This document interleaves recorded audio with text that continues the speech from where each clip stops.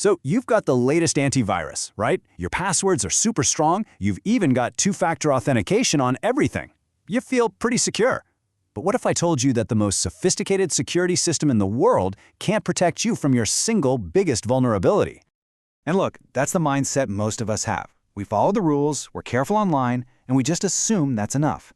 But that feeling of security, that's a blind spot, and it's exactly what hackers are looking for.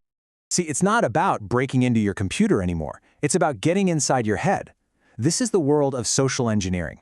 And to really show its power, ethical hacker Rachel Tobac was given a challenge. Find everything you can on an interviewer who was convinced he was completely anonymous online. So, how does a hacker even start something like that? Well, it's not with secret government files. It's with something called open source intelligence, or OSINT. This is basically the art of finding and connecting all the publicly available information we all leave behind. You know, social media, old news articles, public records, all those little digital breadcrumbs. Now this interviewer, he used an alias online, and he'd actively scrubbed his info from all those data broker sites. He was a genuinely hard target. But for a professional social engineer, hard just means it's going to take a little more time. And so, the hunt was on. The very first domino to fall was the most fundamental piece of his identity, his full, legal, government-issued name, the one he hadn't used publicly in years. I mean, can you imagine the shock of hearing a complete stranger say that name out loud to you? And once you have the name, boom, other pieces just start falling into place. Next up, his exact hometown in Virginia. We're starting to build a really detailed picture here, moving from just a digital ghost to a real person.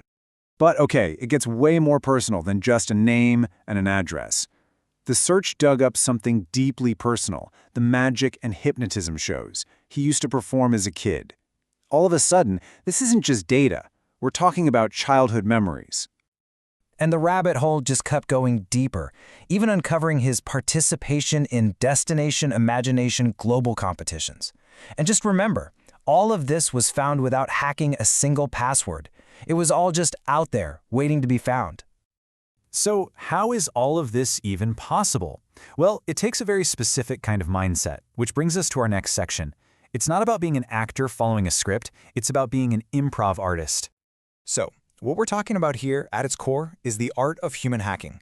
It completely bypasses all your fancy technical defenses by targeting your trust, your natural instinct to be helpful, and your desire to just avoid an awkward situation. You know, Rachel Tobac puts it perfectly. A bad social engineer is like an actor with a script. The second you go off book, they get rigid and just fall apart. But a great one? They're an improviser. They build rapport, they roll with the flow, and they use humor to disarm you, making you actually want to give them what they're looking for. All right, so if all of that doesn't have you a little on edge, this next part probably will. Let's talk about how artificial intelligence is taking these exact same techniques and basically putting them on steroids. So, how did she actually do it? How did she find his real name? Get this, an AI tool that searched his face from current videos and matched it to his baby face in digitized local newspaper articles from middle school. Yeah, your childhood photos are now a security risk. And then, it gets even scarier. As a demonstration, Rachel took just a 10-second clip of the interviewer's voice from a YouTube video, cloned it with an AI tool, spoofed his phone number so the call looked like it was coming from him, and then called his childhood best friend to ask for a security question answer. And here's the really scary part. It totally worked. The friend noticed the voice sounded a little off, a little crinkly, but his brain did what our brains are all programmed to do. It found the simplest, most logical explanation. He just figured, oh, it's bad hotel Wi-Fi. Not, this is an AI-powered identity theft in progress. And just like that, he gave up the information. Okay, deep breath, I know that's terrifying. But the point of this isn't to make you scared, it's to get you prepared. So let's pivot from fear to action. Let's build your personal defense playbook. Okay, first things first, let's just get this out of the way. Those old security questions, what's your mother's maiden name, what was your first pet, they're useless now. They're done. Thanks to social media and public records, that's not secret information anymore. It's just more data for a hacker to find. So what's your best defense? It's multi-factor authentication, or MFA. You know, getting a verification code sent to your phone via text, that's good. Using an authenticator app that generates a temporary code, that's even better.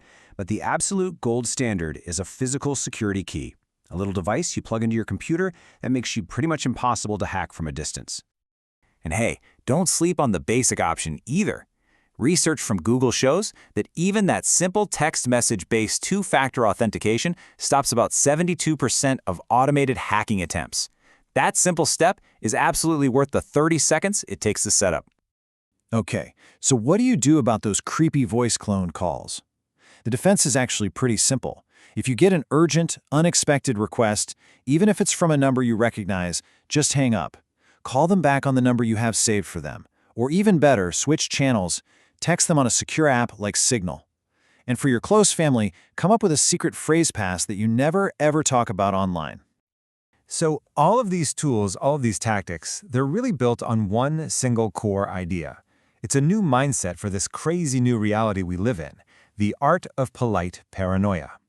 And that idea is simply to be politely paranoid. This isn't about being rude or distrusting everyone you meet. It's about calmly and politely taking that one extra step to verify something. It's a healthy, necessary skepticism. See, attackers are literally banking on the fact that you're busy, or you're too trusting, or you're too afraid of being awkward to actually question them. They exploit our social norms. Polite paranoia is your shield against that. It's the simple act of saying, hey, let me just call you right back to be sure. And that brings us right back to where we started.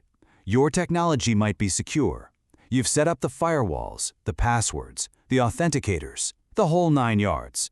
But the biggest question still remains, and it's one that only you can answer. Have you secured the human?